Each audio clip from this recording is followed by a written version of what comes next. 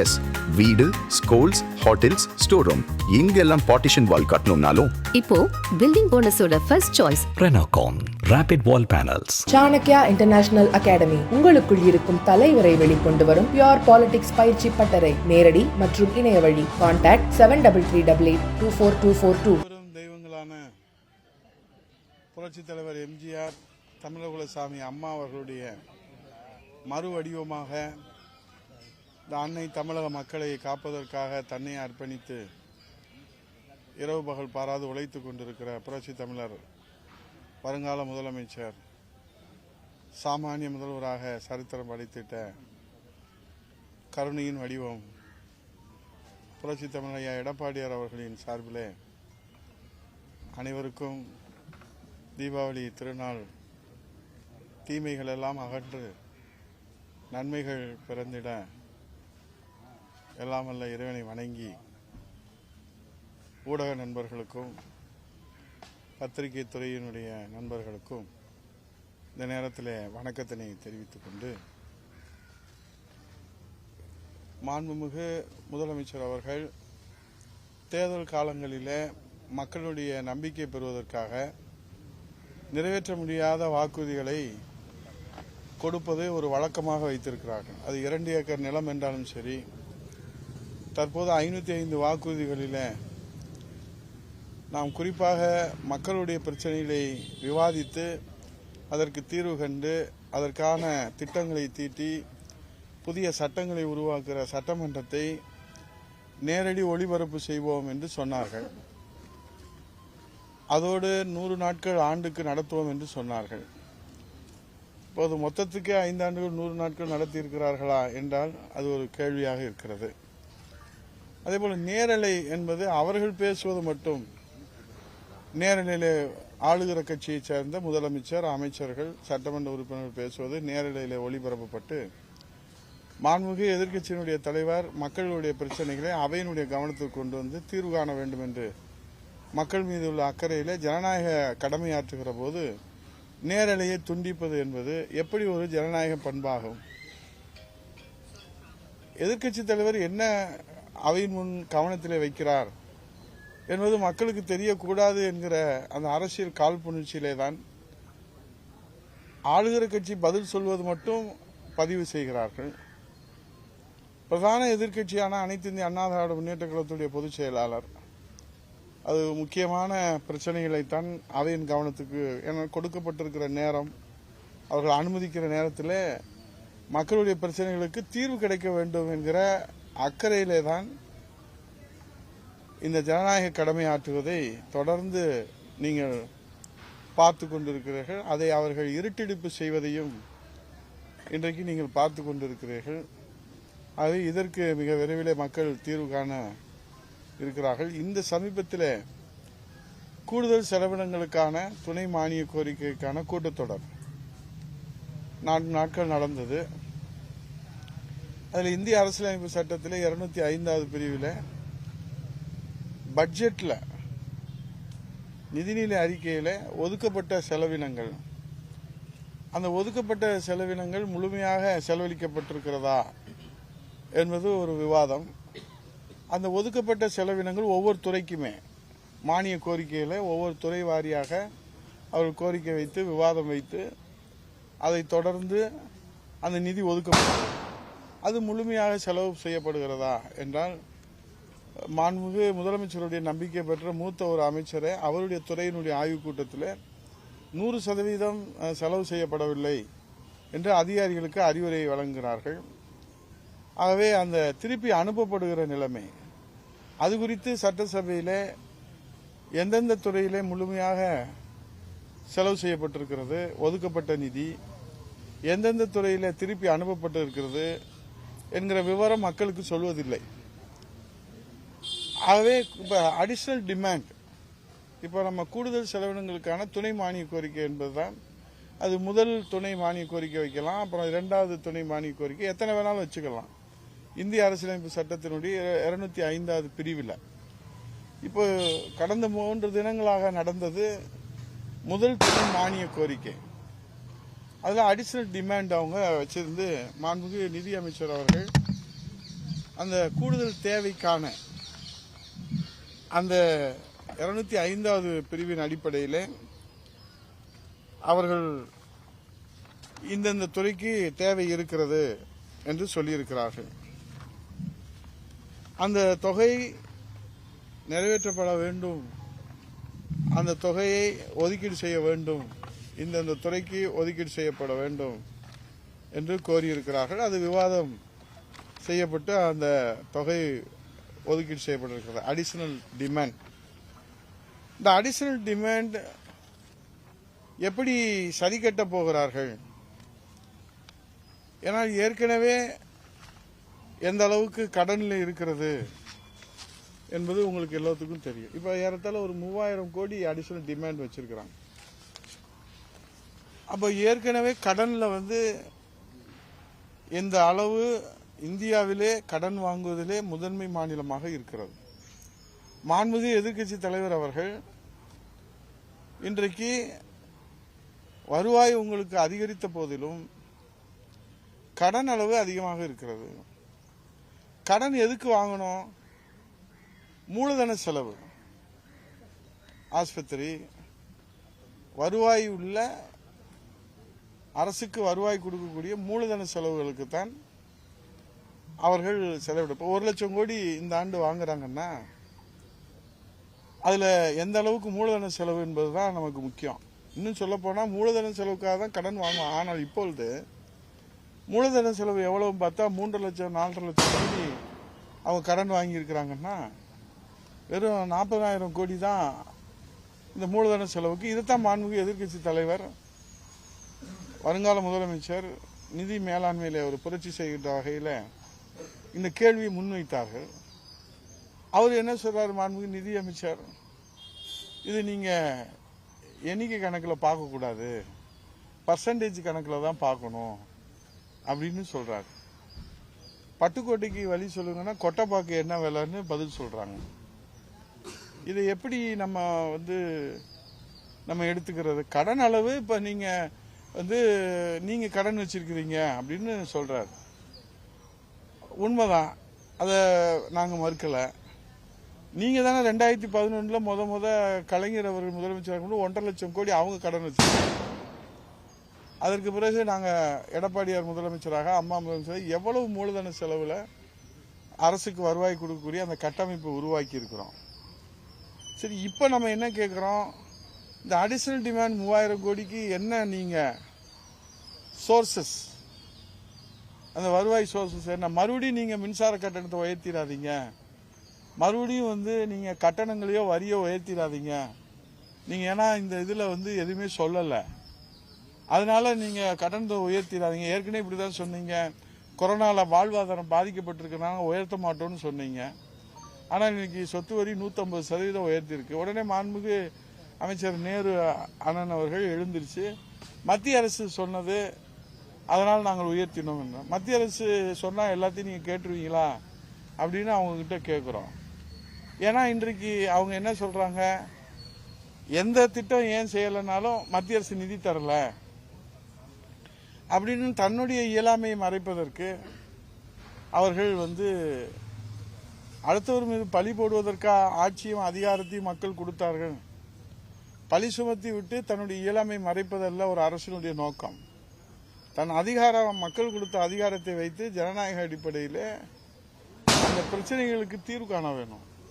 இப்போ மாண்புமிகு மூத்த அமைச்சர் அவர்கள் மதுரைக்கு விடிவுகாலம் பிறக்கிறதுக்காகத்தான் நாங்கள் பண்ணோம். உடனே நிதி அமைச்சர் சொன்னாரு, மதுரைக்கு மெட்ரோ ரயில் திட்டம் அன்னை மீனாட்சி குடிக்கொண்டிருக்கிற மாவட்டத்தில் தரல. அவர் செல்லூர் ராஜு கேட்பாரா, உதயகுமார் கேட்பாரா, ராஜன் செல்லப்பா கேட்பாரான்னு கேட்டார். மாண்புமிகு எதிர்க்கட்சி தலைவர் புரட்சி தமிழ் எடப்பாடியார் முதல்வராக இருக்கிற போது இந்த மதுரைக்கு 2 பாலங்கள் முதல்ல வைகை நதியில கொடுத்தோம். அதற்கு பிறகு 2 பாலங்கள் அடிக்கல் நாட்டினோம்.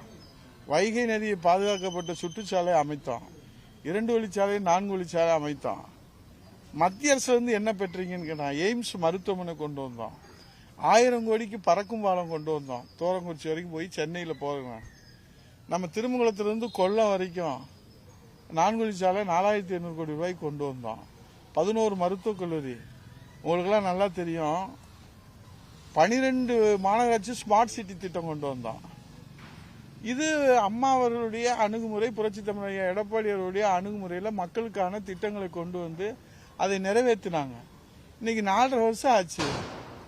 இந்த ஆட்சி தொடரணும்னு ஏதாவது ஒரு சாதனை திட்டத்தை சொல்லுங்க. பேர் வச்சிருக்கிறாங்க, நிறைய பேர் வச்சிருக்கிறாங்க. பெயர் சூட்டு விழா, அதுல நம்ம மாற்றுக்கிறது இல்லை. ஆனா மக்களுக்கு என்ன பலன் கிடைத்தது என்று நாம் பார்த்தோமானா, வெறும் விளம்பர வெளிச்சத்துல தான் இன்னைக்கு இந்த அரசு நடக்குது. அப்பதான் நாங்க சொன்னோம், மதுரைக்கு நாங்க 10 ஆண்டுகளுக்கு பிறகு விடிவு காலம் கொடுத்துருக்கோம் அப்படின்னு மூத்த அமைச்சர் சொன்னார். ஆமா, விடிவு காலம் கொடுத்துருக்கிறீங்க. என்ன விடிவு காலம்னா, இது வரைக்கும் வரலாற்றே இல்லாத வகையில் வரி முறைகேடுல 200 கோடி ரூபான்னு இப்ப கண்டுபிடிச்சிருக்காங்க. உங்க அரசுலயே 5 மண்டல தலைவர், 2 குழு தலைவர், 24 அதிகாரிகள், மேயர் உடைய கணவர் கைது. அதுக்கு பிறகு மேயர் ராஜினாமா. எப்போ பிரதான எதிர்கட்சி இதை விவாதத்தில் நாங்கள் சட்டமன்றத்தில் எழுப்புவதற்கு முதல் நாள் தான் அவங்கள ராஜினாமா பண்றாங்க. இது மிகப்பெரிய மதுரைக்கு கிடைத்த அன்னை மீனாட்சி குடிகொண்டிருக்கிற சங்க வைத்து தமிழ் வளர்த்த மதுரைக்கு, இன்றைக்கு மீனாட்சி சொக்கநாதர் குடிகொண்டிருக்கிற மதுரைக்கு, கள்ளழகர் இறங்குற மதுரைக்கு, இங்கே ஜல்லிக்கட்டு, உலக புகழ்பெற்ற ஜல்லிக்கட்டு நடக்கிற இந்த மதுரைக்கு திராவிட முன்னேற்ற கழகத்துடைய அரசுல ஸ்டாலின் திமுக அரசு கொடுத்திருக்கிற மிகப்பெரிய பெருமையா தான் மதுரை மக்கள் பேசிக்கிறாங்க. அதுக்கு அவர் சொல்றாரு, சொத்து வரி, மின்சார கட்டண உயர்வு மாதிரி இன்னும் நீங்க உயர்த்தினீங்கன்னா, நாங்க சொன்னோம் விலைவாசி உயர்வு வந்துடும். அந்த விலைவாசி உயர்வுன்றது மிகப்பெரிய கொடிய நோய். அது வறுமை என்பது மிகப்பெரிய கொடிய நோய். ஆகவே வறுமையை ஒழிக்கின்ற வகையில் இந்த அரசு என்ன நடவடிக்கை எடுத்திருக்கு? இந்த 4.5 ஆண்டு காலத்துல அம்மா இருக்கிற போது 20 கிலோ விலையில அரிசி கொடுத்தாங்க. அம்மா கொடுத்த மடிக்கணினி திட்டம், கறவை மாடுகள், ஆடுகள் வழங்குற திட்டம், கிராம பொருளாதாரத்தை முன்னேற்றுவதற்காக. அதே போல புரட்சி தமிழக எடப்பாடி குடிமராமத்து திட்டம், 11 மருத்துவக் கல்லூரி, 7.5% இடஒதுக்கீடு என்று வரலாற்றில் இடம்பெறுகிற முத்தான வளர்ச்சி திட்டங்களை புரட்சி தமிழக எடப்பாடியை வாரி வாரி வழங்கினாங்க. அதனால மக்கள் என்ன சொல்றாங்க, இன்றைக்கு 175 தொகுதிகளுக்கு மேலே மக்களை காப்போம், தமிழகத்தை மீட்போம் என்கிற எழுச்சி பயணம் 234 சட்டமன்ற தொகுதிகளிலும் புரட்சி தமிழக எடப்பாடியார் மேற்கொண்டிருக்கிற இந்த எழுச்சி பயணம், மக்கள் கொடுக்கிற வரவேற்பு, இன்றைக்கு மீண்டும் எடப்பாடியார் தலைமையில் அம்மாவின் ஆட்சி, ஜனநாயகத்தின் ஆட்சி, மக்கள் ஆட்சி மலர வேண்டும் என்பதுதான் அந்த வரவேற்பு, மக்கள் கொடுக்கிற வரவேற்பு சாட்சியாக இருக்கிறதுன்னு சொல்றோம். சட்டசபையில மாண்புமிகு எதிர்க்கட்சி தலைவர் கவன ஈர்ப்புல இன்றைக்கு கரூர் நடந்த துயர சம்பவத்தை பற்றி கவனத்தில் கொண்டு வராரு. அதுக்கு அரசினுடைய கவனக்குறைவும் காவல்துறை போதிய ஏற்பாடு செய்யலன்றது நீதி கேட்டு எதிர்க்கட்சி தலைவர் புரட்சி தமிழக எடப்பாடியார் கேள்வியை முன்வைக்கிற போது முதலமைச்சர் கோவப்படுறாரு. இதுல கோவப்படுறதுக்கு ஒண்ணுமே இல்லை. என்ன நடந்திருக்குன்னு கேள்வி கேட்கறதுக்கு முன்னாடியே அவர் பதில் சொல்றாரு. ஏன்னா குற்றமுள்ள மனசு குறுகுறுக்குதுன்ற மாதிரி எதிர்கட்சியில் சேர்ந்தவர்கள் அவையின் முன் கவனத்தில் வைத்து அதற்கு பிறகு சந்தேகங்களுக்கு அவர்கள் பதில் சொல்வதுதான் நம்ம இதுவரைக்கும் பார்த்திருக்கிறோம்.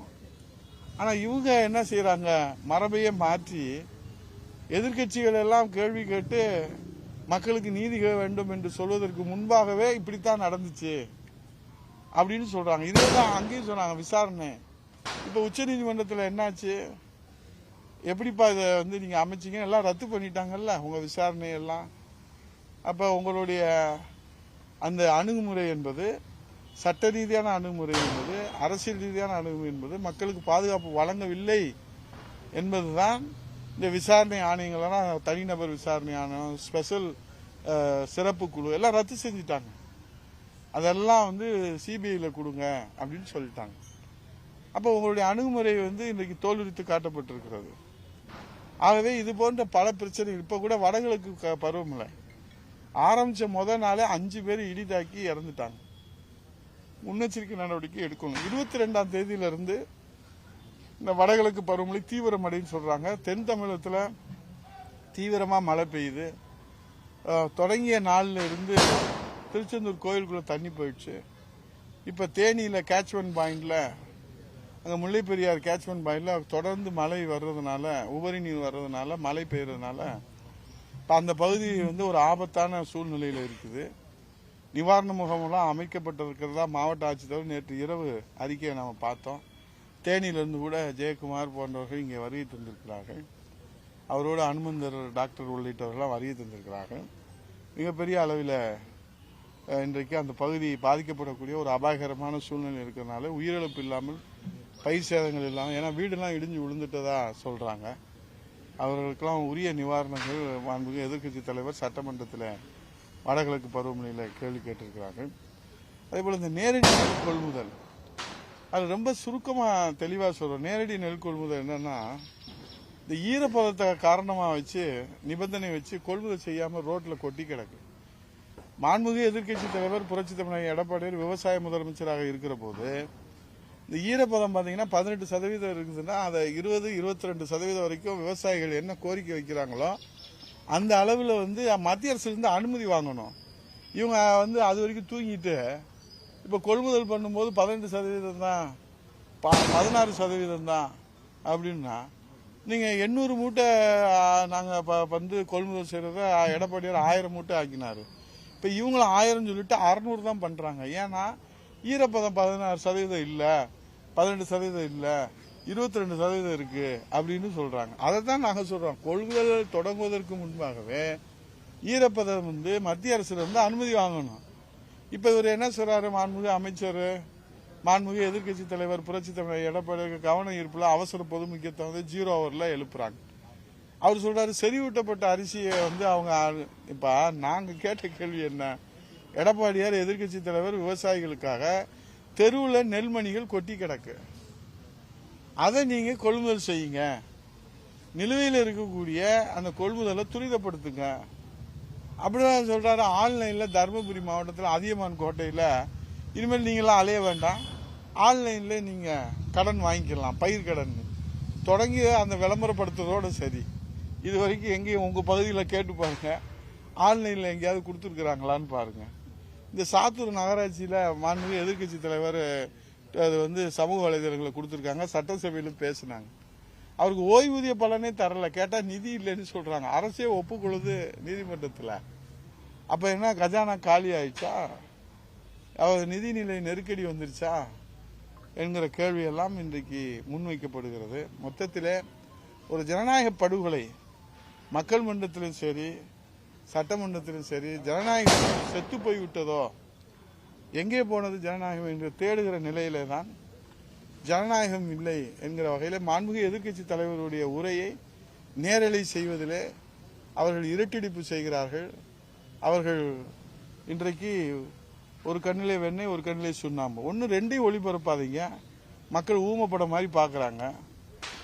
நாங்கள் வந்து கத்தி கத்தி வந்து சொல்றதெல்லாம் அங்கே வெறும் வாய்ஸே இல்லை.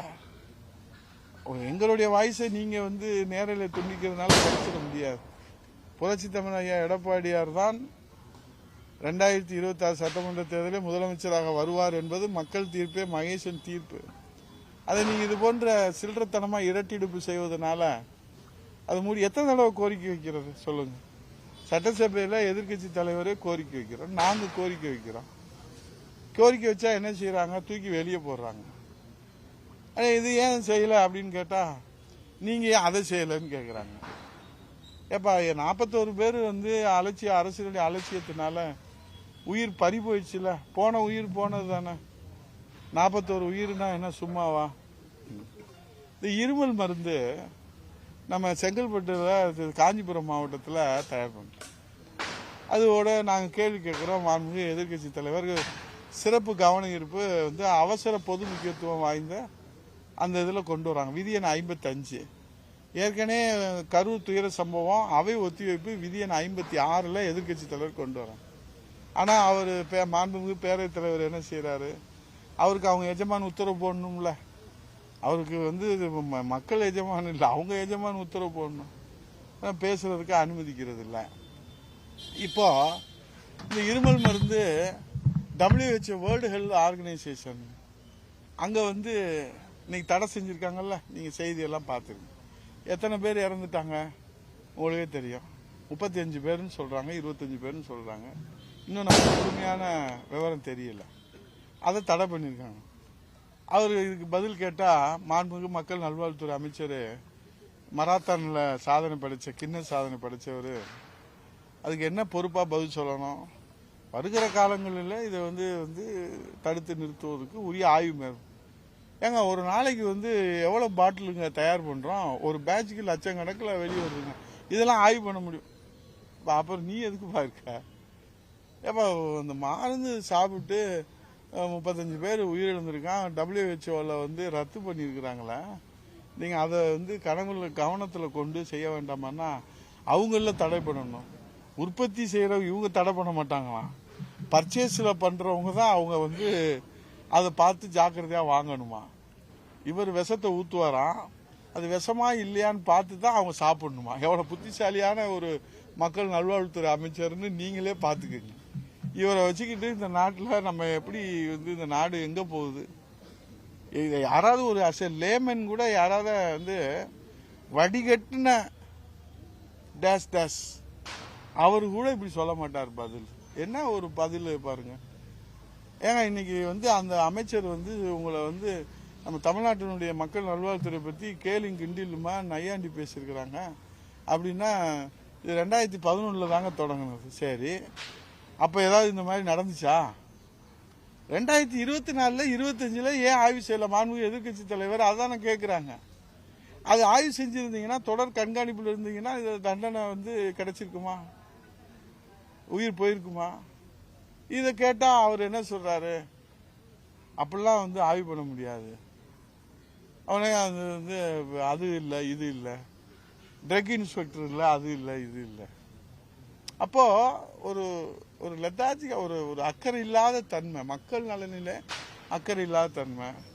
இப்போ இந்த பண்டிகை காலங்களில் இன்னைக்கு தேவையான போக்குவரத்து வசதிகள் செய்யணும். நேற்று 10 லட்சம் 15 லட்சம் பேர் தீபாவளிகளுக்கு. ஏன்னா நாளைக்கு தான், இன்னைக்கு நைட்டு தீபாவளி, நாளைக்கு காலையில் தீபாவளி. இன்னும் அந்த மக்கள் வர்றது பார்த்தீங்கன்னா அங்கே துமுன்னு ஓடுறாங்க, துமுன்னு வர்றாங்க. அதையும் இந்த அரசு கவனத்தில் கொள்ள வேணும். எந்த பிரச்சனைகளும் உங்கள் கவனத்தை எடுக்கிறது இல்லை. மதுரையில் மீனாட்சி சொக்கநாதனுடைய குடமுழுக்கு சொல்லப்பட்டிருக்கிறது. அதில் வீர வசந்தராய மண்டபம் முழுமையாக சீரமைக்கணும்னு மக்கள் கோரிக்கை வைக்கிறாங்க. இங்கே டைட்டில் பார்க்க அறிவிச்சாங்க, அது என்ன நிலைமையில் இருக்குன்னு தெரியல. மெட்ரோ ரயில் அறிவிச்சாங்க, அது என்ன நிலைமையில் இருக்குன்னு தெரியல. அறிவித்த திட்டங்கள் எல்லாம் ஒன்றும் நிறைவேற மாதிரி தெரியல. ஆனால் அவங்க எல்லாத்தையும் நிறைவேற்றதா விளம்பரம் மட்டும் பண்ணுறாங்க. ஆனால் நிச்சயமாக மதுரைக்கு மெட்ரோ ரயில் வரும். அப்போ புரட்சி தமிழக எடப்பாடியார் அவர்கள் தமிழ்நாட்டின் முதலமைச்சராக இருப்பார்கள். ஆனால் அவர் தான் எய்ம்ஸ் மருத்துவமனை கொண்டு வந்தார். அவர் தான் 1000 கோடி பறக்கும் பாலம் கொண்டு வந்தார். அவர் தான் இன்றைக்கு 2800 கோடிக்கு மேலே இந்த சாலைகள் அமைக்கிறது, 4 வழி சாலைகள் அமைக்கிறது, அதேபோல் 2 வழி சாலையை 4 வழி சாலையாக அமைக்கிறது. இதெல்லாம் மாண்புமிகு புரட்சி தமிழர் வருங்கால முதலமைச்சர் ஒரு ஜனநாயகத்தினுடைய அடையாளமாக, ஒரு எளியவராக, ஒரு பண்பாளராக, நிறைவாக நான் ஒன்றை சொல்லி நிறைவு செய்கிறேன். ஒரு தொண்டர் நாடாள முடியுமா என்று கேள்வி கேட்டவர்களுக்கு மத்தியிலே புரட்சி தமிழர் எடப்பாடியார் அவர்கள் 4.5 ஆண்டு காலம் பொற்கால ஆட்சி, சமூக நீதிக்கு 7.5% இடஒதுக்கீடு, உள் இடஒதுக்கீடு, நீர் மேலாண்மையில நதிநீர் இணைப்பு திட்டம், நடந்தாய்வாடி காவேரி வைகை குண்டாறு இணைப்பு திட்டம், அதே போன்று இன்றைக்கு குடிமராமத்து திட்டம், இதெல்லாம் நீர் மேலாண்மையிலே புரட்சி. வேளாண்மையில 50 ஆண்டு கால காவேரி பிரச்சனைக்கு தீர்வு.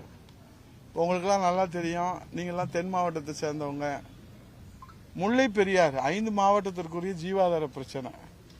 இப்போ உச்சநீதிமன்றத்தில் கேரளாவில் இருக்கக்கூடிய ஒரு சமூக அமைப்பு புதிய அணை கட்டணும்னு ஒரு மனு தாக்கல் செய்து அதில் மாண்புமிகு நீதியரசர் உச்சநீதிமன்ற தலைமை நீதிபதி அவர்கள் புதிய அணை குறித்து விவாதித்து அது குறித்து கருத்து தெரிவிச்சிருக்கிறாங்க.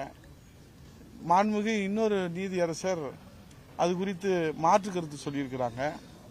ஆனால் இந்த அரசு இதுவரைக்கும் அது குறித்து வாய் திறக்கல. சட்டமன்றத்திலே மாண்புமிகு எதிர்க்கட்சி தலைவருடைய வழிகாட்டுகளோடு இது குறித்து எடுத்து வச்சோம். ஆனால் அது குறித்து இதுவரைக்கும் பதில் சொல்லலை. முல்லை பெரியாறு 5 மாவட்ட மக்களுடைய ஜீவாதார உரிமை பிரச்சனையா இல்லையா? அது நமக்கு புதிய அணை கட்டினா என்ன ஆகும்? நம்முடைய மதுரை, தேனி, திண்டுக்கல், சிவகங்கை, ராமநாதபுரம் பாலைவனமாக போயிடும். குடிநீர் ஆதாரம், விவசாயம், நிலத்தடி நீர் எல்லாம் இந்த சட்டமன்றத்தில் எடுத்து பேசணும். இது வரைக்கும் மாண்பு முதலமைச்சரோ மாண்புக்கு சம்பந்தப்பட்ட துறையின் மூத்த அமைச்சர், அவருக்கு புள்ளி விவரங்கள் எல்லாம் தெரியும், அண்ணன் துரைமுருகன் அவர்கள் இதுவரை வாய் திறக்கவே இல்லை முல்லை பெரியார் குறித்து. அப்போ எந்த பிரச்சனைக்குமே தீர்வு காணாத ஒரு அரசு இருந்தால் என்ன, இல்லாவிட்டால் என்ன? இது உதயகுமார் கேட்கல, மக்கள் கேட்குறாங்க. மக்கள் பிரச்சனைக்கு தீர்வு காணுவதற்கு அக்கறை செலுத்தாத ஒரு அரசு இருந்தால் என்ன, இல்லாவிட்டால் என்ன? இதே மாண்புமிகு புரட்சி தமிழக எடப்பாடி முதலமைச்சர் இருக்கும்போது காவேரி 50 ஆண்டுகள பிரச்சனை சட்ட போராட்டம் நடத்தி, அம்மா தொடர்ந்து சட்ட போராட்டம் நடத்தி காவேரிக்கு மீட்டு கொடுத்தாங்க. முல்லை பெரியாருக்கு உங்களுக்கு தெரியும், அம்மா சட்ட போராட்டம் நடத்தி 79லேருந்து இதே பிரச்சனை தொடர்ந்து இந்த பிரச்சனைகள் இருக்குது. 2014 ஒரு நிரந்தர தீர்வு உச்சநீதிமன்றத்தில் பெற்றுக் கொடுத்தாங்க. முல்லை பெரியாருக்கு 142 அடி உயர்த்தணும், 152 அடி உயர்த்தணும் என்பதை தீர்ப்பா பெற்றுக் கொடுத்தாங்க. மதுரையில் உங்களுக்கெல்லாம் நல்லா தெரியும், ஒரு நன்றி அறிவிப்பு மாநாடு விவசாயிகள் கூடி நடத்தினாங்க. இதே போல காவிரி டெல்டாவை பாதுகாக்கப்பட்ட மண்டலமா புரட்சி தமிழக எடப்பாடி அவர்கள் மீத்தேன், ஈத்தேன் எந்த ரசாயனமும் உள்ள வர முடியாது அப்படின்னு ஒரு பாதுகாக்கப்பட்ட மண்டலமா புரட்சி தமிழக எடப்பாடி அவர்கள் அதை உருவாக்கி கொடுத்தாங்கல்ல. இன்னைக்கு காவிரி காப்பாளர்னு எடப்பாடியாரை அழைக்கிறாங்கல்ல. நீங்க காவிரி கரையில் பிறந்த உங்களை கூட ஏன் அழைக்க மக்களுக்கு மனசு வரல? ஏன்னா நீங்க எதுவுமே செய்யல. மீத்தேன் ஈத்தேன் கையெழுத்து போட்டது நீங்க, அன்றைக்கு துணை முதலமைச்சர் இருந்த ஸ்டாலின். ஆனால் அதே மீத்தேன் ஈத்தேனை தடை செய்து டெல்டா மாவட்டத்தை பாதுகாக்கப்பட்ட மண்டலமாக அறிவித்தவர் புரட்சி தமிழர் ஐயா எடப்பாடியார் அவர்கள். அதனால்தான் காவேரி காப்பாளர்னு அவரை அழைக்கிறாங்க. இதெல்லாம் இங்கே எத்தனை விவசாயிகள் இருக்கிறாங்க, எல்லாம் விவசாயமே இல்லாமல் போயிடும். காவேரிக்கு பாதுகாப்பு இல்லை, முல்லை பெரியாருக்கு பாதுகாப்பு இல்லை, கச்சத்தீவுக்கு பாதுகாப்பு இல்லை, எதுக்குமே பாதுகாப்பு இல்லை. தமிழகத்துடைய ஜீவாதார உரிமையை யார் பாதுகாப்பது? கேட்டால் சட்டசபையில் என்ன சொல்கிறாங்க, நீங்கள் கூட்டணியில் இருக்கீங்களா, நீங்கள் போய் கேட்டுக்குங்க, நீங்கள் போய் சொல்லுங்கள். இதே தாங்க சட்டசபையில் பேச்சு. நாங்கள் என்ன சொல்கிறோம், நீங்கள் காங்கிரஸில் கூட்டணியில் இருந்து 17 வருஷம், அதில் 14 வருஷம் அமைச்சராக இருந்தீங்க. அப்போ கச்சத்தீவுக்கு நீங்கள் தீர்வு கண்டிருக்கலாம்ல, மீட் எடுத்து கொடுத்து. இப்போ கடிதம் எழுதுறாரு, அப்போ யார் மீட்டு கொடுக்கறது? எல்லாமே பச்சை பொய்யா ஒரு முதலமைச்சர் பேசுனா எப்படிங்க இந்த மக்கள் பொறுத்துக்கிடுவாங்க? இந்த மக்கள் பொங்கி எழுதுறாங்க. ஆகவே இதையெல்லாம் வருங்க. இன்றைக்கு ஒரு பாரபட்சமான ஒரு மொத்தத்தில் ஜனநாயகம் தமிழகத்திலே செத்து போச்சு. மீண்டும் ஜனநாயகம் மலரணும், மன்னராட்சிக்கு முடிவுரை எழுதணும். அதற்கு மக்கள் தயாராகி விட்டார்கள். அதற்கு இந்த தீபாவளி திருநாளில் இன்றைக்கு தீபம் ஏற்றி வச்சு தீமைகள் ஒளிந்து நன்மைகள் எல்லாருக்கும் கிடைக்கணும் அப்படின்னா எம்ஜிஆர் ஆட்சி, அம்மா ஆட்சி, எடப்பாடியார் தலைமையில் மக்களாட்சி மலரணும். அதான் இந்த மக்களுடைய எதிர்பார்ப்பு. ஆகவே இன்றைக்கு இருக்கக்கூடிய இந்த அரசு இனியும் தொடர்ந்தால் இந்த நாட்டை ஆண்டவனால் கூட காப்பாற்ற முடியாது. ஏன்னா அவங்க ஒரு முடிவு எடுத்துட்டாங்க. கோயபல்ஸ் பிரச்சாரம் ஒன்றே ஒன்று சொல்லி நிறைவு செய்கிறேன். இப்படித்தாங்க ஓயாமல் சொல்றேன்னு நினைக்காதீங்க. விளம்பர சக்தி, பொருளாதார சக்தி, காந்த சக்தி, மின் சக்தி, எந்த சக்தியை கொண்டு வந்தாலும் அவையெல்லாம் மக்கள் சக்திக்கு பின்னால் தான். இது புரட்சி தலைவி அம்மா அவர்கள் சொன்ன வேத வாக்கு. இப்போது உங்களிடத்தில் விளம்பர சக்தி இருக்கலாம், பொருளாதார சக்தி இருக்கலாம், காந்த சக்தி இருக்கலாம், மின் சக்தி இருக்கலாம், எந்த சக்தி வேளாம் இருக்கலாம். ஆனால் மக்கள் சக்தி புரட்சி தமிழக எடப்பாடியார் பின்னால் தான் இருக்கிறது என்பதுதான் இந்த எழுச்சி பயணத்தினுடைய சாட்சியாக இருக்கிறது. 175 சட்டமன்ற தொகுதிகளில் புரட்சி தமிழக எடப்பாடியார் அவர்கள் சென்று இந்த எழுச்சி பயணம் மதுரை மாவட்டத்தில் 10 தொகுதிகளில் சோழவந்தான் சட்டமன்ற தொகுதி, இங்கே முன்னாள் சட்டமன்ற உறுப்பினர் மாணிக்கம் இருக்கிறார், இங்கே கணேசன் இருக்கிறார், நம்முடைய அறிவு ராதா இருக்கிறார்கள். எங்களுடைய திருமங்கலம் தொகுதி உசிலம்பட்டியில் அருமை தம்பி ராஜா சேர்மன் இருக்கிறார், துரை தன்ராஜ் இருக்கிறார்கள். இந்த 3 தொகுதிகள் உட்பட 10 தொகுதிகளுமே வெற்றியை உறுதி செய்கின்ற வகையில் எழுச்சி பயணத்திலே மக்கள் ஆரவாரத்தோடு வரவேற்ற காட்சி நம்ம எல்லாம் பார்த்தோம். ஏன்னா அந்த அளவுக்கு கோபமாக இருக்கும். இப்போ நீங்கள் யாரும் மக்கள் போராடவே முடியாது.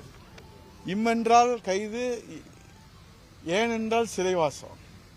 இப்போ நாங்கள் வந்து இங்கே கேட்குறோம், கனிம வளம் காணாம போகுதுங்க என்னங்க அப்படின்னு கேட்டால் வாங்க பதில் சொல்கிறோன்னு சொல்லி கைது பண்ணுறாங்க. பெண்கள் இரவு 12 மணி 2 மணிக்கு பெண்களை கைது செய்து எங்கள் மக்களை இது பண்ணுறாங்க. அமைச்சியாபுரத்தில் இந்த ஒரு பாருங்க வேங்கவேலு இங்கே இருக்குங்க, கருப்பட்டி ஊராட்சியிலன்னு சோழாந்தந்தத்தில் போனால் அதுக்கு பதிலே இல்லை. அங்கே சர்க்கரை ஆலைக்கு அலங்கநல்லூர் சர்க்கரை ஆலையில் என்னங்க அதை திறங்கன்னு சொன்னால் அது கைது பண்ணுறாங்க விவசாயிகளை. இங்கே நாங்கள் வந்து இடிஞ்சு விழுந்துச்சு. இன்றைக்கி கூட நாங்கள் சொல்கிறோம், இந்த அழகு ஊராட்சி இருக்கிற அழகு ஊரணின்னு ஒரு கோடி ரூபாங்க ஒரு மாதத்தில் விழுந்துருச்சு. அடுத்து 2 கல்லுப்பட்டியில் விழுவ போகுதுன்னு சொல்லிக்கிட்டே இருக்கான். இன்னைக்கு விழுந்துருச்சு, இப்போ விழுந்துருச்சு. அது யாரும் கேட்குறதுங்க? அது ஒரு நடவடிக்கை இருந்ததுன்னா உயிர் சேதம் ஏற்பட்டுச்சுன்னா என்ன செய்யறது? இன்னைக்கு போய் பாருங்க, டீ கல்லுப்பட்டியில் அங்கே இருக்கக்கூடிய அது ஏற்கனவே அழகு ஊராட்சி விழுந்த மாதிரி, இந்த அழகுநாச்சியார் ஊராட்சி ஊரணியில் விழுந்த மாதிரி இப்போ விழுந்து 2 ஊரணி. நான் ஏற்கனவே உங்கள்கிட்ட சொல்லியிருந்தேன். இதுதாங்க நிலைமை. அதுனா உடனே கைது செய்கிறாங்க.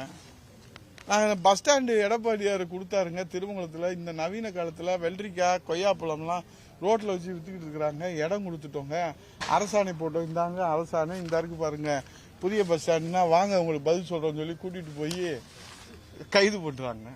இரவு பார்த்தீங்கன்னா 2 மணிக்கு வரைக்கும் உட்கார வைக்கிறாங்க. ஏன்னா நான் என்ன மனு கூட கொடுக்கக்கூடாதா சார்? இது இந்த கலெக்டர் ஆஃபீஸ் யாருங்க கட்டி கொடுத்தது? புரட்சி தமிழர் எடப்பாடி முதலமைச்சராக இருக்கிற போது உங்கள் புண்ணியத்தில், மக்கள் புண்ணியத்தில், அம்மா புண்ணியத்தில் எடப்பாடி நான் வருவாய்த்துறை அமைச்சராக இருக்கும்போது இந்த கூடுதல் கட்டிடங்கள் அதில் போய் ஒரு மனு கொடுக்குற தேச விரோத குற்றமாங்க. அதை கேட்ட கூட்டிகிட்டு உட்கார வச்சு வாங்க உங்களுக்கு பதில் சொல்கிறோம் அப்படின்னு சொல்லிட்டு கொண்டு போய் இரவு 2 மணி வரைக்கும் பெண்கள் 1000 பேர், ஆயிரக்கணக்கான பெண்களை உட்கார வைக்கிறாங்க. அவங்க பெத்த பிள்ளையாக இருந்தால் அந்த வெயிலையும் அந்த மலையிலையும் உட்கார வைப்பாங்களா? அதில் வந்து கொளுத்துற வெயிலில் இம்மென்றால் சிறைவாசம். ஹிட்லர் ஆட்சியை விட மோசமாக இருக்குங்க நம்ம அதில். ஆனால் அதுக்கெல்லாம் பயந்தவங்க அண்ணா திராவிட முன்னேற்ற கழகத்தினுடைய தொண்டர்கள், அம்மாவின் பிள்ளைகள், புரட்சி தமிழ் ஐயா எடப்பாடி தம்பிமார்கள் இன்னும் போராட்டம் நாங்கள் வலிமைப்படுத்துவோம், மக்களுக்கான போராட்டத்தை முன்னெடுப்போம். புரட்சி தமிழ் ஐயா எடப்பாடியாருடைய தலைமையிலே அவருடைய உத்தரவை பெற்று ஆணையை பெற்று மிகப்பெரிய போராட்டங்களை செய்து மக்களுக்கான தேவைகளையும் திட்டங்களையும் கோரிக்கைகளையும் எண்ணங்களையும் நாங்கள் நிறைவேற்றுவதற்கு நாங்கள் ஒரு பொழுதும் அஞ்ச மாட்டோம். எத்தனை முறை நீங்கள் கைது செய்தாலும், எத்தனை முறை எங்களை சிறையில் அடைத்தாலும், எத்தனை வழக்குகள் எங்கள் மீது போட்டாலும் நாங்கள் அதற்கு அஞ்ச மாட்டோம், பின்வாங்க மாட்டோம் என்பதை இந்த தீபாவளி திருநாளிலே புரட்சி தமிழ் ஐயா எடப்பாடியாருடைய தலைமையிலே மீண்டும் மக்களாட்சி 2026 மலருகிற அந்த சூளுரையோடு நான் தெரிவித்துக் கொள்வேன். கடந்த சில நாட்களாகவே அதிமுக அமித்ஷா அதிமுகன்றாங்க. அது பிறகு அதிமுகவுக்கு துணை முதலமைச்சர் பதவிக்குமே ராசியில பல்வேறு பிரச்சனைகள். இப்ப விஜய் தான் அடுத்த அதிமுக துணை முதலமைச்சர்ன்றாங்க. இதெல்லாம் நீங்க எப்படி சார் பாக்குறீங்க? உங்களுக்கு தலை தீபாவளி தானே, உங்களுக்கு தலை தீபாவளி தானே. முதல்ல அந்த தலை தீபாவளி நல்லா கொண்டாடுங்க தலைவரை. இதெல்லாம் கற்பனையான கேள்வியெல்லாம் 2026 மாண்புமிகு புரட்சி தமிழ் ஐயா எடப்பாடியாருடைய தலைமையில் நமக்கு மக்களாட்சி மலரப்போகுது. அது உங்களுக்கு சந்தோஷம் தானே? எடப்பாடியார் முதலமைச்சராக வரப்போறாரு. அவர் அமைச்சரவையில் யார் யார் இடம் பெற போறாங்க, யார் யார் வரப்போறாங்க பொறுத்திருந்துப்பாங்க. Wait and see. இந்த ஆட்சிக்கு மக்கள் எண்டு கார்டு போடுவதற்கு தயாராகிவிட்டார்கள். இதுதான் தீர்ப்பு. அதுக்கப்புறம் அவங்க கலந்து பேசி மூத்தவங்க, பெரியவங்க, தேசிய கட்சி, மாநில கட்சி, கூட்டணி கட்சி, தோழமை கட்சி, துணை நின்ற கட்சி எல்லாத்தையும் கலந்து பேசி அவங்க முடிவு எடுக்க போறாங்க. நீங்க தலை தீபாவளி விட்டுவிட்டு ஏன் இப்படி அவசரப்படுறீங்க? அவசரப்படுறீங்க.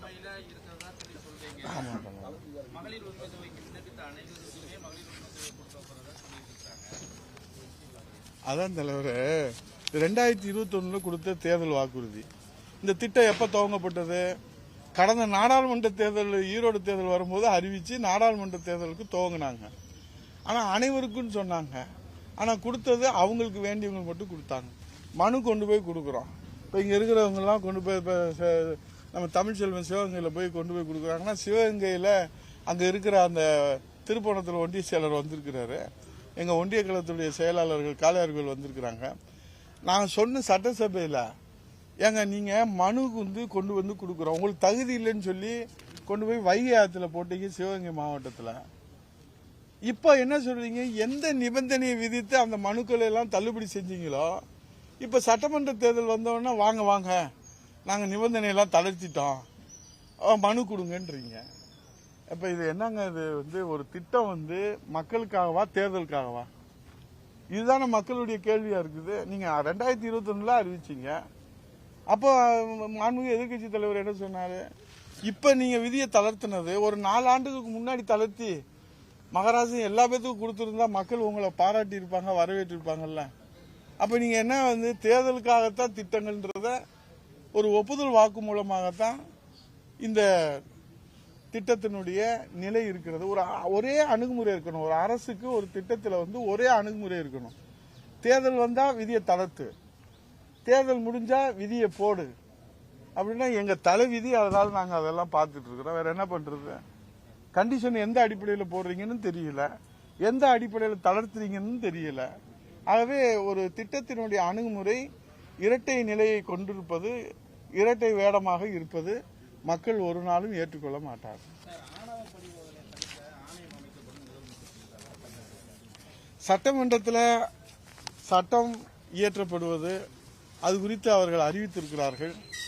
அது குறித்து சட்டமன்றத்தில் நாங்களும் அதில் இருந்தோம். அதை எப்படி அவங்க கையாள போறாங்க அப்படின்றத நம்ம பொறுத்திருந்து தான் பார்க்கணும். ஏனென்று சொன்னால் அவர்கள் இப்போதுதான் ஆணையம் அமைத்திருக்கிறார்கள். அதுக்குரிய விவரங்கள் சேகரிக்கப்பட்டு அதற்கு பிறகு முழுமையாக சட்டங்கள் வரும்போது இந்த அரசினுடைய அணுகுமுறை, கையாளுகிற முறையை நாம் பார்த்துதான் அது குறித்து கருத்து சொல்ல முடியும். எடப்பாடி பழனிசாமி முதலமைச்சராக இருக்கக்கூடிய அந்த கனவு என்பது நைனா நாயகன் கனவு படிக்கிறார்கள்.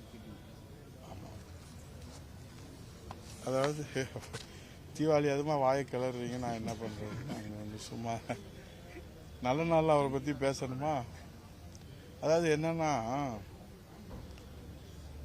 ஒலிம்பிக்கில் ஓடி அதற்கான பயிற்சி எடுத்து அதற்கான தகுதியை உருவாக்கி அதில் தங்க மெடல் வாங்குறவங்க சில பேர், ஒலிம்பிக்கிலே பங்கேற்க முடியாத சில பேர் வெளியிலிருந்து சில விமர்சனங்களை சொல்றத நீங்கள் ஊடகங்கள் தான் சமீப காலமாக முக்கியத்துவம் கொடுக்குறீங்க. என்னன்னு எங்களுக்கும் புரியலை. நான் என்ன சொல்கிறேன், ஒலிம்பிக்கில் பங்கேற்று தகுதி பெற்று பயிற்சி பெற்று அதில் தங்க மெடலா, வெள்ளி மெடலா, சில்வர் மெடலா, பிரேஸா, பித்தளையா, வெள்ளியா, தங்கமா? நாங்கள் என்ன சொல்கிறோம், புரட்சித் தமிழர் ஐயா எடப்பாடியார் அவர்கள் 2026 மக்களிடத்தில் இருந்து மக்கள் சேவைக்காக, மக்களுக்கான திட்டங்களுக்காக 7.5% இடஒதுக்கீடு, 11 மருத்துவக் கல்லூரி, சட்டம் ஒழுங்கு காப்பாற்றப்பட்டது, மகளிர்களுக்கு பாதுகாப்பு, ஒரு தொலைநோக்கு திட்டம், மத்திய அரசிடமிருந்து இன்றைக்கு வளர்ச்சிக்கான திட்டங்களுக்கான நிதியை பெற்றுத் தருவதில் அவருடைய ஆற்றல், வல்லமை, மதிநுட்பம். இன்றைக்கு கூட 2999 கோடி 100 நாள் வேலைவாய்ப்புக்கு நிதி, கல்வி நிதி 450 கோடி ரூபாய், 2ஆம் கட்ட மெட்ரோ ரயில் திட்டத்திற்கு நிதியை பெற்றுக் கொடுத்திருக்கிறார்கள். பேரிடர் நிவாரண நிதி நிவாரணத்திற்கு பெற்றுக் கொடுத்திருக்கிறார்கள். பெஞ்சால் புயலில் இப்போதான் வந்திருக்கு, அதை இந்த துணை மானிய கோரிக்கையில் குறிப்பிட்டிருக்கிறாங்க. இதெல்லாம் புரட்சித் தமிழர் எடப்பாடியார் கொண்டு வந்திருக்கிறார். ஆகவே நாம் உங்களை பொறுத்தளவில், என்னை பொறுத்தளவு, ஊடகங்களும் சரி நாமும் சரி, ஒலிம்பிக்கிலே பங்கேற்று தங்கப்பதக்கம் வாங்க இருக்கிற புரட்சித் தமிழர் எடப்பாடியார் அவர்கள், அதை தட்டி பறிப்பதற்கு இருக்கிற திராவிட முன்னேற்ற கழகம், இதை பற்றி ஆரோக்கியமாக விவாதித்து மக்களுக்கு ஒரு கருத்து சொன்னால் அது அவர்களுக்கு பயனுள்ளதாக இருக்கும். வேடிக்கை பார்ப்பவர்களுடைய விவாதங்களை ஊடகங்களை விவாதமாக கொண்டு வருவதை இந்த தீபாவளியோடு நீங்கள் நிறுத்திட்டீங்கன்னா உங்கள் டிவி நல்ல மவுசு வரும், நல்ல மக்கள்கிட்ட செல்வாக்கு வரும் என்பது என்னுடைய தாழ்மையான வேண்டுகோள், கருத்து. சார், இந்த துல்லியமாக நீங்கள் தான் சார் கணிச்சிங்க, வெயிட் அண்ட் சீன்னு சொல்லிட்டு விஜய்க்கும் ஓபிஎஸ்ன்னு சொன்னீங்க. விஜய் இப்போ நெருங்கி வராருன்னா இன்னும் ஓபிஎஸ் வரவே இல்லையே சார். அந்த வெயிட் அண்ட் சீ அதுவும் சரியாக வருமா? ஓபிஎஸ்க்கும் பொருந்துமா சார்? முன்னாடி சொன்னாங்க. இல்லை, உங்களுக்கு தலை தீபாவளி தானே மறுபடியும் சொல்கிறதா? இல்லை, நீங்கள் என் தலையை உருட்டுறதுலே தான் இருக்கிறீங்களே தவிர, தம்பி நானும் நீங்களும் நண்பர்கள் என்ன? நான் அதான் சொன்னேன். நான் அன்றைக்கே என்ன சொன்னேன், பரீட்சை எழுதட்டும் பார்க்கலான்னு சொன்னேன். நான் சொன்னது வந்து பரீட்சை எழுதட்டும். ஏன்னா 52 ஆண்டு அனுபவம், 53 ஆண்டு முடிச்சுட்டு 54வது ஆண்டில் அடியெடுத்து வைக்கிற கட்சி, அனுபவம், மக்கள் சேவை, சத்துணவு திட்டத்தில் தொடங்கி ஆலயங்கள் தோறும் அன்னதான திட்டம் வரைக்கும், குடிமராமத்து திட்டம் வரைக்கும், 2000 அம்மா மினி கிளினிக் வரைக்கும், கறவை மாடுகள் ஆடுகள் வரைக்கும், மடிக்கணினி வரைக்கும், தொற்று குழந்தை திட்டம் வரைக்கும் நாங்கள் கொடுத்துருக்குறோம். மக்கள்கிட்ட சொல்கிறோம். இன்றைக்கு திராவிட முன்னேற்ற கழகம் குறைத்து மதிப்பிட முடியாது. அவங்க சொல்ற மாதிரி முழு பூசணிக்காயெல்லாம் சோத்துல மறைக்கிறதுக்கு நாங்கள் தயாரா இல்லை. 75 ஆண்டுகள் கட்சி, அவங்களும் இந்த மக்களுக்கு இன்றைக்கு மக்களிடத்தில் மிக பிரபலியமான கட்சி, ஆளுகிற கட்சியாக 25 ஆண்டுகள் இருந்திருக்கிறாங்க. இப்ப நீங்களே சொல்லுங்க, இது போட்டி யாருக்கு அப்படின்றத நான் அன்னைக்கு என்ன சொன்னேன், நீங்க கேட்ட கேள்விக்கு பரீட்சை எழுதட்டும், இப்பதான் படிச்சுக்கிட்டு இருக்கிறாரு, அதுக்கப்புறம் மதிப்பெண் வைத்து நம்ம விவாதிப்போம்னு சொன்னோம். இப்போ அவர் ஒரு சங்கடத்தில் இருக்கிறாரு. அவர் ஒரு சங்கடத்தில் இருக்கிற போது நம்ம அதை பற்றி விவாதிப்பது மனித நேயமாக இருக்காது. ஆகவே அவர் அந்த துயர சம்பவத்திலிருந்து வெளியே வர வேண்டும். இப்போ அவர் கூட நேற்று அறிவிப்பு கொடுக்குறார், தீபாவளி யாரும் தாவேக தொண்டர்கள் கடைபிடிக்க வேண்டாம் அப்படின்னு சொல்லியிருக்கிறாங்க. எங்கள் மாண்புமிகு எதிர்க்கட்சித் தலைவர் வருங்கால முதலமைச்சர் மிக தெளிவாக அந்த சங்கடங்களுக்கு காரணம் நம்முடைய தாவேக கட்சி தலைவர் விஜய் அல்ல, இந்த அரசினுடைய மெத்தன போக்கு, இந்த காவல்துறை உரிய நடவடிக்கை எடுக்கவில்லை. ஏன்னா 3 ஸ்டேட்மெண்ட், டிஜிபி ஒரு ஸ்டேட்மெண்ட் கொடுக்குறாரு, நாங்கள் 1000 பேர் அனுப்பிச்சிட்டோம். ஏடிஜிபி ஒரு ஸ்டேட்மெண்ட் கொடுக்குறாரு, 500 பேர் அறிவிச்சிட்டோம். மாண்புமிகு முதலமைச்சர் அவர்கள் கேள்வி கேட்கறதுக்கு முன்னாடியே பதில் சொல்ற ஒரு முதலமைச்சர் நம்ம இப்பதான் பாக்குறோம். 650 பேர் போட்டிருக்கோம் அப்படின்னு. இப்ப இது எது உண்மை? அப்ப குளறுபடியை மாண்புமிகு எதிர்க்கட்சி தலைவர் வருங்கால முதலமைச்சர் எடப்பாடியை துல்லியமா கணிஞ்சு சொல்றாருல. அப்போ நீங்க இப்போ இந்த துயர சம்பவத்துக்கு யார் காரணம்? மக்களுக்கு தெளிவா தெரியுது. பாட்டுகளுக்கு 10 ரூபா அப்படின்னு பாட்டு பாடணும்னு செருப்பு வருதுங்க. இங்க கூட வருதா என்னன்னு தெரியல, அது கரூர்ல போனாதான் வரும். பாட்டுகளுக்கு 10 ரூபா அப்படிதாங்க பாடினாரு, பாவம் விட்டாம பாருங்க செருப்ப. அப்புறம் விட்டுறாம்பாங்க ஆம்புலன்ஸ. அவர் முதலமைச்சர் பச்சை போய் சொல்றாரு, ஆம்புலன்ஸே வரல எங்க நம்ம பார்த்தோம். அவர் விஜய் சொல்றாரு, ஏப்பா அந்த ஆம்புலன்ஸ் எதுக்குப்பா வருது, நம்ம கொடி கட்டி இருக்குன்னு உலகம் பூரா பார்த்தத அவர் விபத்து நடந்ததுக்கு பிறகுதான் ஆம்புலன்ஸ் வந்தது. இவருக்கு எப்படி நம்ம தூங்குறவங்கள உசுப்பலாம், தூங்குற மாதிரி இருக்கிறவங்கள எப்படி உசுப்புறது? நீங்க தான் அதுக்கு பதில் சொல்லணும். அது மீண்டும் சொல்றேன், அவர் நல்லபடியா பரீட்சை எழுதுவாரு, நல்லபடியா எழுதணும். அனுபவம் உள்ளவங்கள வழிகாட்டுதலோட எழுதுவாருன்னு நாங்கள் நினைக்கிறோம். அவங்களோட இணைந்து அவர் செய்யணும்னு அவருக்கு வேண்டிய நண்பர்கள் எல்லாம் அவருக்கு ஒரு நல்ல வழியை காட்டுவதாக நாங்களும் நினைக்கிறோம்.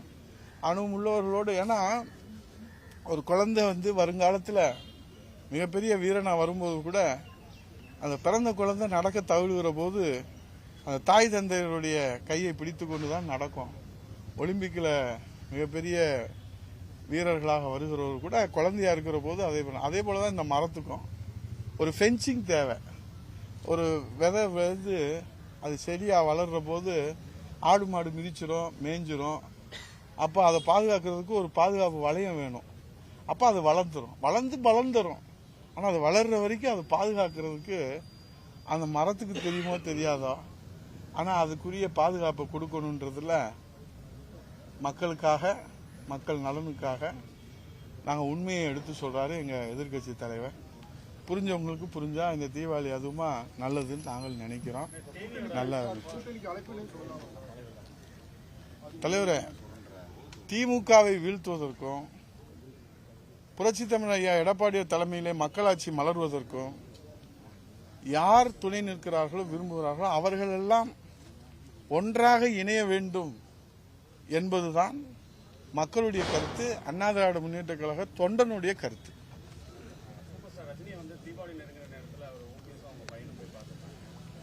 இப்ப நான் உங்களை பார்த்ததை போடுவீங்களா போட மாட்டீங்களா? அதை போடுங்க. நன்றி, வணக்கம், அனைவருக்கும் வணக்கம்.